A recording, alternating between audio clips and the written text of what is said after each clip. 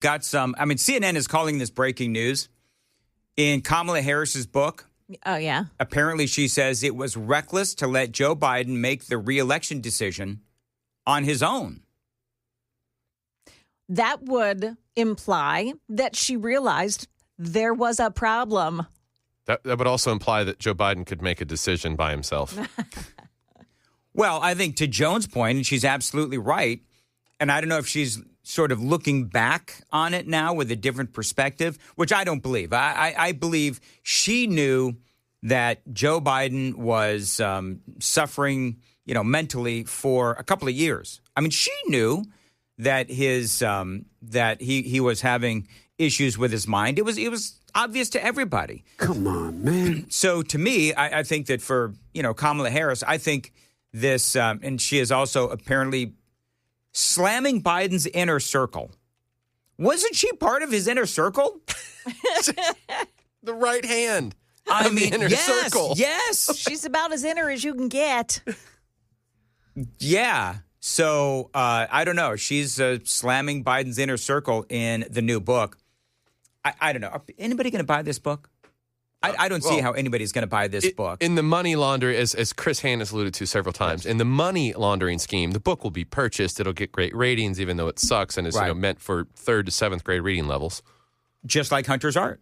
Yes. Just like Hunter's Art. Yes. Hey, so we had a great fight between Tom Homan and Mika Brzezinski over there on MSNBC. This was so good. So this was, and Homan basically, I've only got the audio, but this is Homan putting her in her place.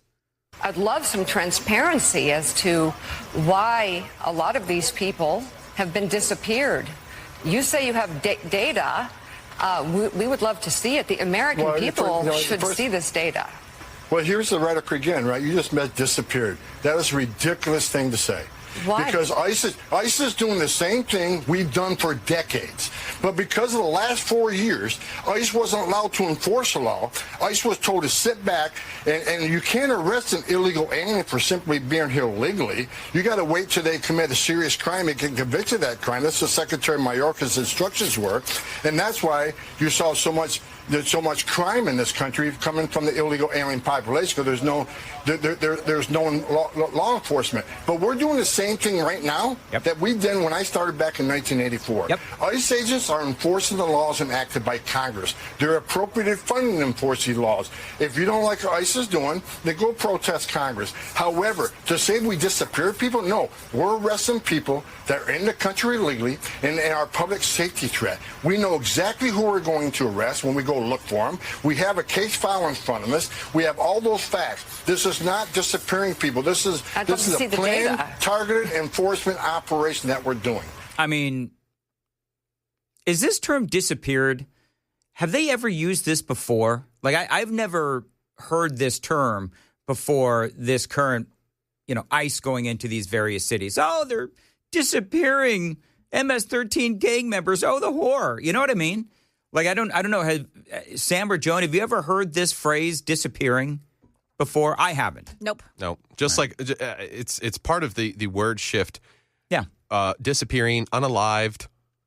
Yeah. When in like reality, they're being arrested.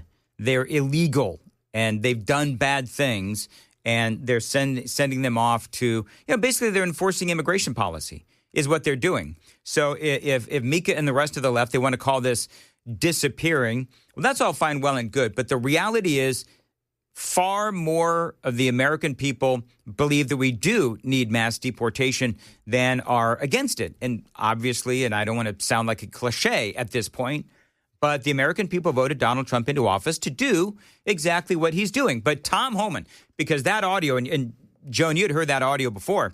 So that audio, of course, went viral of Homan basically telling Mika Brzezinski over there on MSNBC to stuff it. So then he went on Sean Hannity's show last night, got some video here. He was on Sean Hannity's show last night. I'm not running a popularity contest, but you said, look, I love doing your show. But I love doing the haters because I come armed with facts. Again, I'm not looking for a popularity. I go there to shut down the false narrative. And that's what I did today with the Morning Joe, which they have absolutely no integrity. But, I'm going to shut down the false narrative because the false narrative has caused an over 1,000% increase on the attacks of ICE, who put a gun on their hip every day to try to make this country safer, to take public safety threats off the street every day by the hundreds. So I love going on those shows because, again, they're not going to shut me down. I'm going to educate them, and I'm going to come with facts and to show the world their false narrative is nothing but a false narrative to attack the Trump administration. They hate Trump more than they love their community. They hate Trump more than they love the truth, and they show it and they prove it every day. Well, and they also destroy their own credibility, and that goes without saying. We see this all the time, and the more that Homan speaks, the more that Donald Trump speaks, the more that Caroline Leavitt speaks. Obviously, the more facts that they bring, and the more facts that they bring, the more credibility the left loses, because the reality of the situation is that bad guys are being arrested in places like Chicago and Los Angeles and wherever else the either the National Guard or ICE goes. I love this. This is Tricia McLaughlin, and she is talking about, she's on Fox News, and she's talking about the ICE raids in Chicago, the Midway Blitz. And I know that you won't be surprised, but J.B. Pritzker is resisting. And Tricia McLaughlin with the Trump administration, she's saying that ultimately what these politicians are doing is they're selling out, just like Tom Homan said, they're selling out their own communities. That they continue to not cooperate with ICE when it deals with the worst of the worst criminal illegal aliens. This administration has lodged more than 2,000 detainers. That's to remove MS-13 gang members, convicted murderers, rapists, child predators who are currently in Illinois and Chicago jails. But with the exception of just a handful of times, Dana, Chicago law enforcement has refused to work with us because of those sanctuary city policies. Because J.B. Pritzker continues to protect these criminal illegal aliens, we do have to flood the zone. We do have to go out in the streets, make those arrests, make those deportations. And as your reporter just mentioned, we did issue a list of those individuals who are at large. That includes drug traffickers, arsonists. Why are these politicians trying to protect these monstrous individuals who are illegally in our country? Well, and here's the thing. When they talk about flooding the zone, they're in either Chicago, Los Angeles, wherever is going to be next. When they talk about flooding the zone, the reason why they have to flood the zone is because that zone has already been flooded with illegal aliens and bad guys, courtesy of the so-called, and I'm air quoting this, the leaders of those communities. I mean, for a couple of years now, at least, we've been playing audio from folks in Chicago.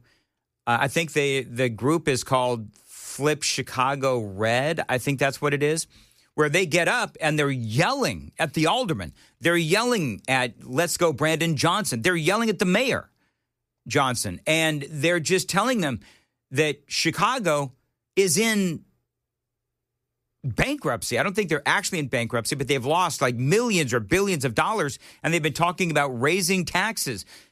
The reason why they have to do that is because they've been supporting all of these illegal aliens.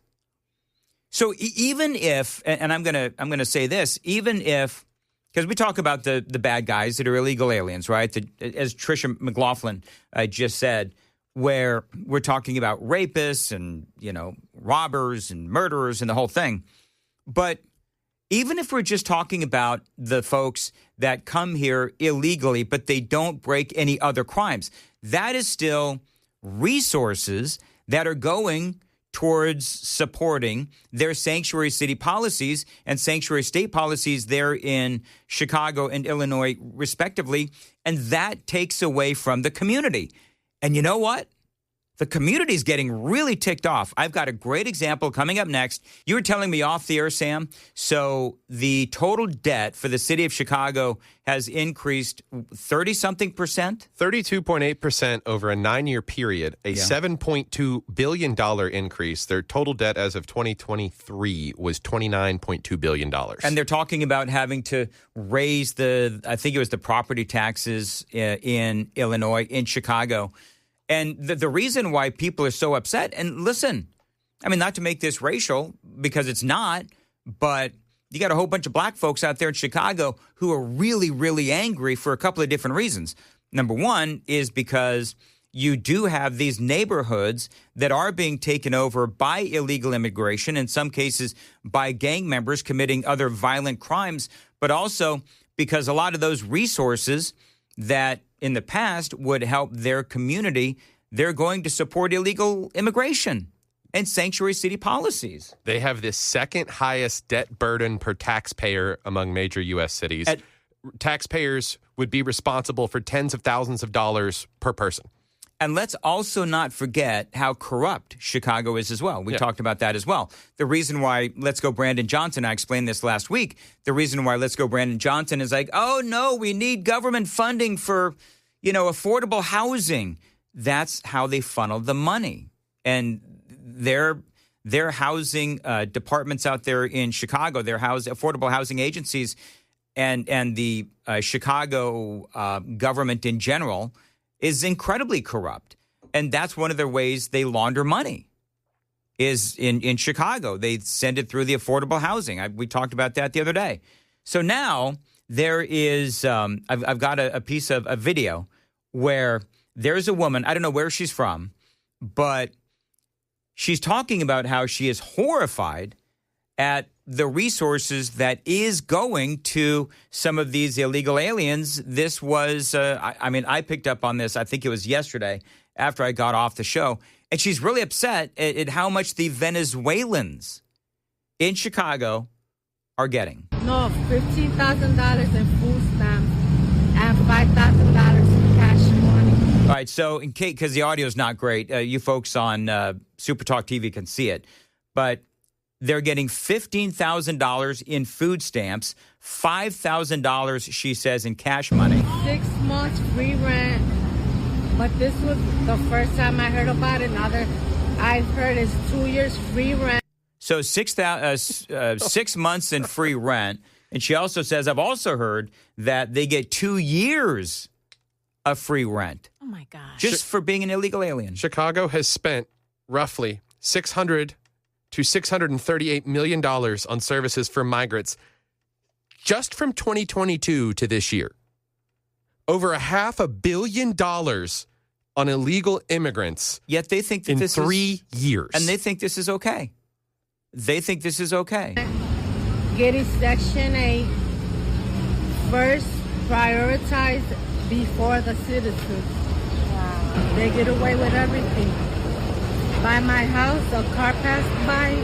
It said Venezuela in the back. On the front windshield said Venezuela, and on the side of the window, this said Chandel Rockwood. Wow. And they drove by my house. Yeah, so she's saying that she's seeing these cars pass by her home, and they say Venezuela on the front and the back, and they also say Tren de Aragua. And so the amount of resources, Sam was rattling it off, the amount of resources just in the last 3 years is in you said the millions or billions, Sam? How much was it again? 600 to 638 million. 600 to 638 million dollars projected to go into the billions in the next couple of years. So not even the next couple of years. Apparently, the Illinois Public Policy Institute, which is a watchdog think tank, tracks the public policy decisions in the state, released a report on Monday. This was back in the summer of June. So back over the summer, they released a report, compiled all the costs that were funneled to supporting migrants that flooded the state. Of the $2.5 billion projected spending, the Illinois Public Policy Institute added that taxpayer funding was allocated to health care, as well as, quote, migrant welcome centers, housing, emergency food, resettlement services, and rental assistance, all the things that she just named. It's exactly right. All the things that this woman just named. So here's what's funny, though, is that you've got Fox News. Remember, Fox News was doing a ride-along with ICE in Chicago, and you're seeing Tom Homan everywhere, and you're seeing the videos of the arrests and so forth. Democrats are saying this is akin to a reality show. The Trump administration, they're out there saying, no, this is about us trying to save the lives of Americans and putting Americans first. That's what the Trump administration is trying to do. Arrests are happening. Now, not as many as we would like, but that's what happens when the progressives fight you at every turn. But isn't that crazy? The amount of money, and none of that is a surprise to me, the amount of money that they're spending, and yet you do have people like Let's Go Brandon Johnson and J.D. Pritzker is saying, oh, yeah, this is perfectly fine. Speaking to reporters outside of the National Museum of Mexican Art on Tuesday, Governor J.B. Pritzker said reports that Gregory Bovino, the Border Patrol official who led enforcement raids in California, is now in Chicago, dun, dun, dun, is evidence that they have terrible plans for the communities of Illinois. Well done. I mean, what is more terrible? The Trump administration and ICE coming in and getting these bad guys in the community, or J.B. Pritzker and Let's Go Brandon Johnson and the city of Chicago and the state of Illinois spending hundreds of millions into the billions of dollars on all of these illegal aliens. Bovino, who is typically dressed in tactical gear, led the latest deportation effort in Los Angeles that has led to more than 5,000 arrests. Citing two anonymous sources, CBS News on Tuesday did report that Bovino is in the Chicago area. Dun, dun, dun. Dun, dun, dun. Come on, Sam. Much better. Bingo. I think we've learned on this show that timing is everything. Welcome on into the program, Jonathan Fahey. Jonathan, always great to have you on. I saw that you had a late night last night, kind of, sort of. You were on Laura Ingram's show. So I know that, it's great to hear now this morning to be on with a much bigger personality than Laura Ingraham. Yes, it's a pleasure to be here. Thank you. I told you I'd make him feel awkward. Jonathan, no laugh line. You know that I'm just kidding. All right, very good. I always love your hits on Laura Ingraham, and I always appreciate you slumming it and appearing on Nashville's Morning News. Now, let's talk about what you were talking about with Laura Ingraham last night. There's a lot of things that I want to talk to you about, Jonathan. Number one, this horrible situation in Charlotte, North Carolina. We all know what happened, where this DeCarlos Brown Jr. stabbing this Ukrainian woman, 23 years old, to death on the light rail. And there's a number of things to talk about here. Obviously, number one is the failure of the justice system, where this guy has been bouncing in and out of prison. And at one point, this judge, basically he was out on cashless bail, and he shouldn't have been out on the streets, but because of their cashless bail policy, he was let out on bail with no bail, and they just said, go ahead, you write a note. Literally, that's what the story is. You write a note promising that you'll appear for your next hearing, and we'll go ahead and let you out with, basically no bail. He was out on the streets to kill this poor woman. And I thought this was interesting. Magistrate judges in North Carolina, they are appointed, not elected, and are responsible for early stage decisions like setting bond. Unlike higher level judges, authorities stated that these magistrate judges, they're not required to hold law degrees. Can you help explain that? Because I don't really understand that. Yes, in a lot of places, I don't know the exact rules in North Carolina, but like in Virginia as well, the initial person that does, essentially, if an officer arrests somebody on whatever crime, say it's robbery, they take them to the magistrate, and it's not necessarily a magistrate judge, it's a magistrate, and they'll say, here are the facts of my case. I want to ask you for a warrant for burglary or whatever the case might be, and then the judge will say, that's enough probable cause based on their knowledge of the law. and then they'll set like an initial bond, and then it can later be reviewed by, I don't know what they would call it in North Carolina, but like a district judge or something like that. So, yeah, it's kind of a crazy system, but it's really only meant to be sort of this initial screen just to kind of get somebody in the system before they start going in front of judges.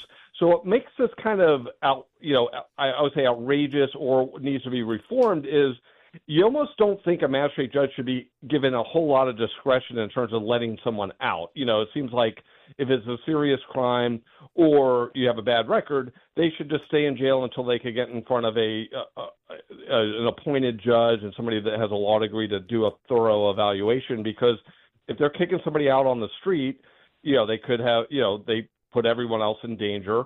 And, that's the problem with this. And, I think, the bigger problem is, Roy Cooper in North Carolina, they had this sort of DEI type of criminal justice reform. So we're reaping the benefits or the failures of all of this BLM, and all of these things have long-term repercussions because so many of these policies that are horrible for the average citizen were instituted after sort of this BLM movement where everyone was afraid of them and no one would speak up. So we did crazy stuff. We let BLM basically set law enforcement policy in a lot of our cities. And many, many people are dead because of it. Many others have been victimized because of it. And, it was pathetic at the time, but it's now people have woken up to, in a real way to say that this was crazy and we need to change it. So talk about cashless bail because, there's new people coming in all the time. I spoke with Senator Marsha Blackburn yesterday, and she has some legislation to try to ban cashless bail on a national level. Absolutely makes total sense to me. But talk about, because let's be honest, across the country in cities all across America, who knows how many DeCarlos Brown Jr.'s there are out there. People who were arrested, they're awaiting a trial, and the magistrate or whoever it is says, you know what? We trust that you're going to show up, so we're going to let you out of jail without any bail.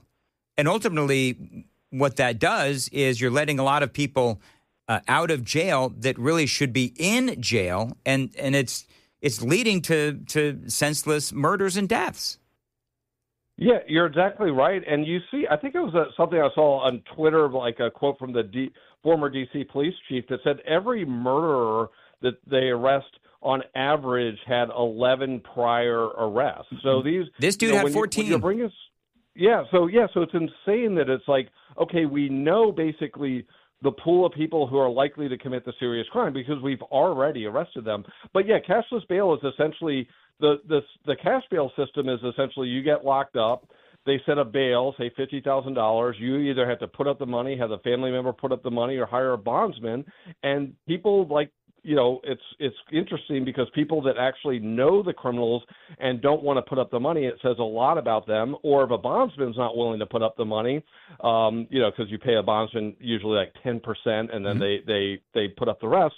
So if they decide on their risk analysis, meaning your family and your bondsman, that you are a danger to the community or you're not going to come back to court, they don't put up the money. So it's almost like this great economic system, right? Because people could evaluate all their circumstances. That's not a perfect system either, but it's a better system.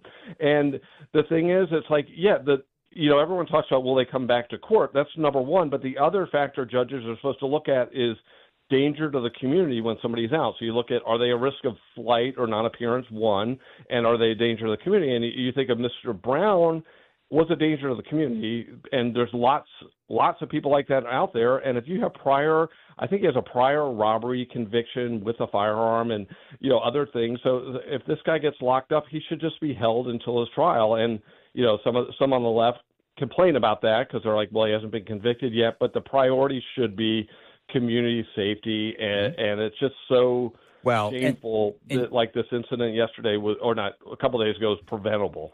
Well, and what these advocates for cashless bail will say is that the bail system is racist. That's what they say about all of this stuff, and to me, it's absolutely ridiculous. Either you have the money or you don't. But the bottom line is that this Ukrainian woman would still be alive today if it wasn't for a number of things. Number one, this magistrate being reckless, in my opinion. And number two, the cashless bail system. And there's a movement, Jonathan, and I'm going to get this after the break, but after the traffic, but there's a movement afoot to try to, and this is social media fueled, of course, but to hold these magistrates or these judges accountable if they let somebody like a DeCarlos Brown Jr. Roam free and then they do something horrific. There's a lot of people saying, how can we hold these judges or these magistrates accountable? Yeah, I think there is, particularly like bond issues. The state legislature can set standards that these judges have to follow when they're evaluating bond.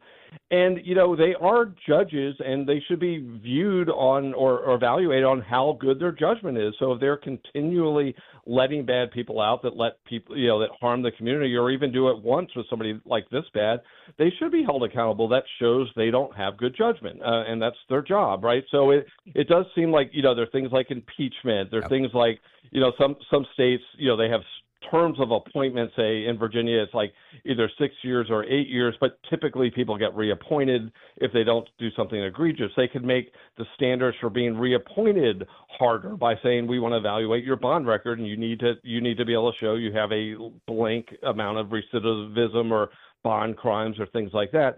But I think the public pressure on it is really important because these judges, they want to act like they're not influenced by public opinion, but they really, really are. So it is good to talk about it because when they have the next DeCarlo Brown in front of them, maybe if they were on the fence, do I let this guy go or not, they're going to keep him in, and that will save some lives. So I think it's great. The public pressure is great. You could do things like impeachment, which is always difficult and probably hard, impractical, but I think they could set legislative standards for how you evaluate bond.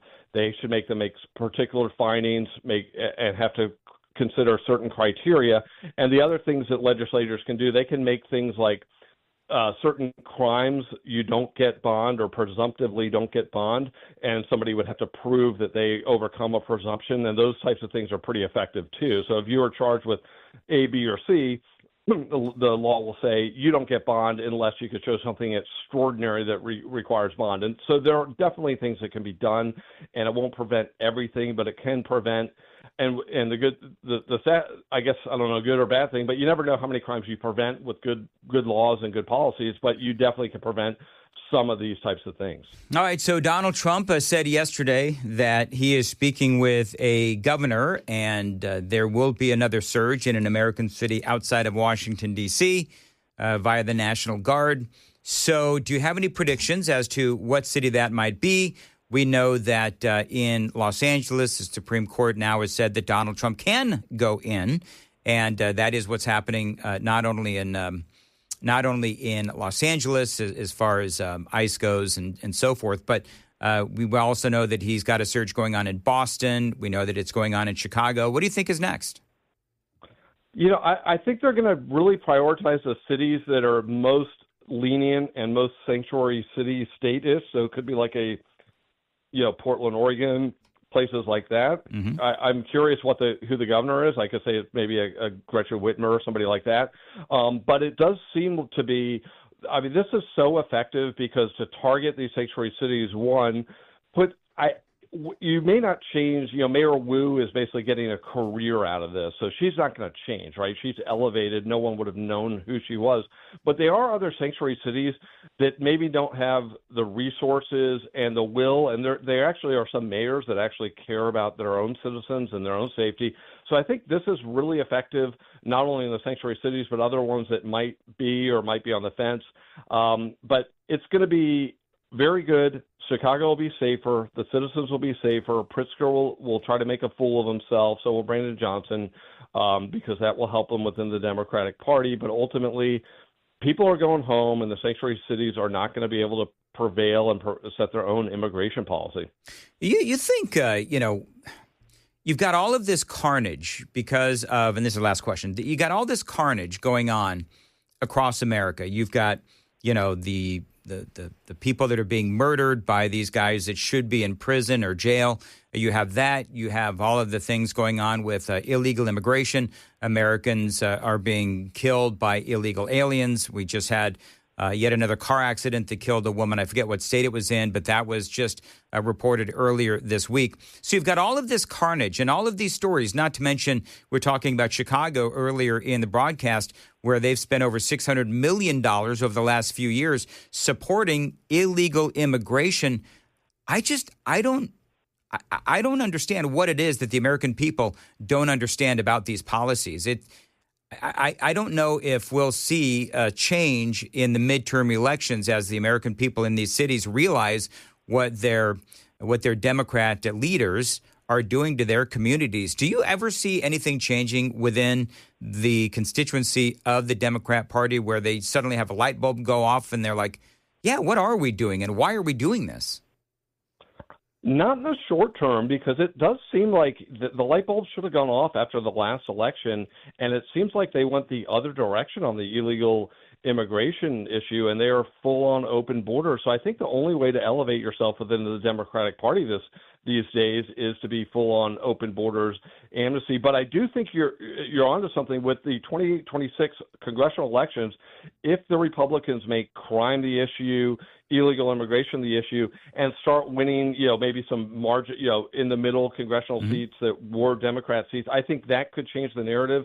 But, people want to talk about, they talked about Mandami in New York and stuff and act like he's the outlier. It's like, no. He is the Democratic Party. The other people are the outliers, and no one wants to really admit that. The moderate Democrat is a socialist these days, and there's no such thing. They kicked out. Manchin's gone. Betterman they want to get rid of. So anyone that's even, remotely on the what you call moderate, meaning sort of in sync with the middle voters, they don't have them anymore. So I think it'll take another shellacking or two, or, if they do okay in the next midterms, they're going to keep riding it. All right, Jonathan Fahey, how can folks follow you on X? John for Fairfax, JONFORFAIRFAX.